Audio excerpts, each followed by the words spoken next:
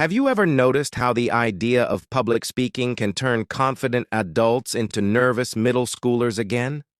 Suddenly your hands sweat, your heart starts racing, and your brain goes completely blank like it just clocked out without telling you.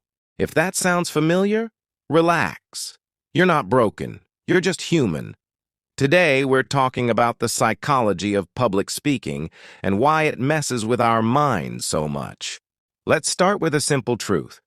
Most people aren't afraid of speaking. They're afraid of being judged. You're not scared of the microphone. You're scared of the faces looking back at you. The moment you stand in front of an audience, your brain switches into survival mode and asks one dramatic question. What if they don't like me?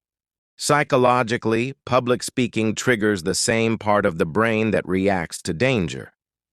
Thousands of years ago, being watched by a group usually meant you were either about to be praised or punished. So when all eyes turn toward you, your brain goes, uh-oh, this feels risky.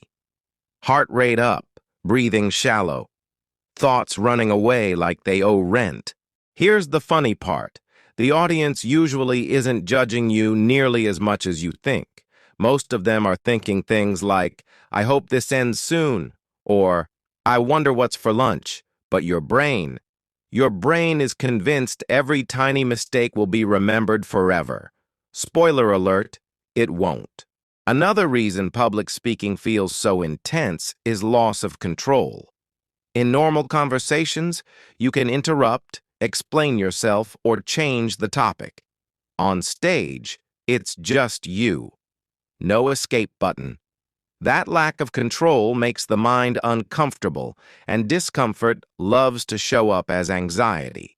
Let's talk about that dreaded moment when your mind goes blank. You know the words, you practice them, and then nothing.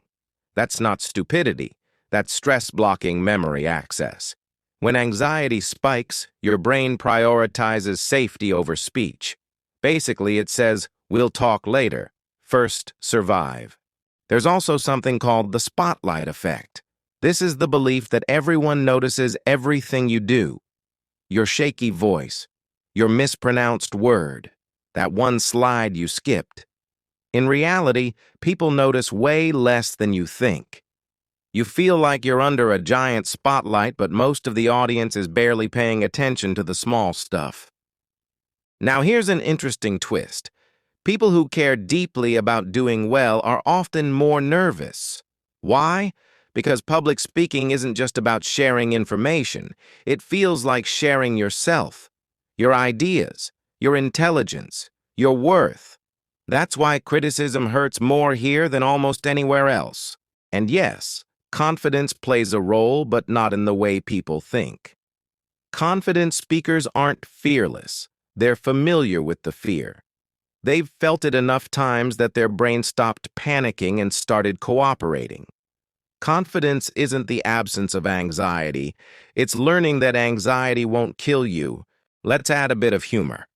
Ever notice how your voice sounds perfectly fine in your head, but the moment you speak out loud, it's like, who is that?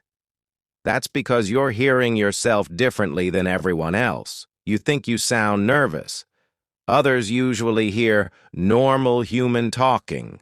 One of the biggest mistakes people make is trying to eliminate nervousness. That almost never works. Nervous energy doesn't need to disappear, it needs direction.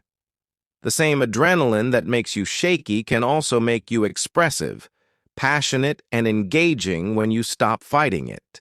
Public speaking anxiety isn't a flaw. It's a sign that your brain cares. It wants approval. It wants connection. It wants safety. Once you understand that, the fear feels less like an enemy and more like a nervous assistant that just needs reassurance. So if public speaking scares you, remember this. Your brain isn't trying to sabotage you. It's trying to protect you, just a little too loudly. And the more you understand how it works, the quieter that fear becomes. Because when fear is understood, it loses its power. And when your mind feels safe, your voice finally shows up the way it always could.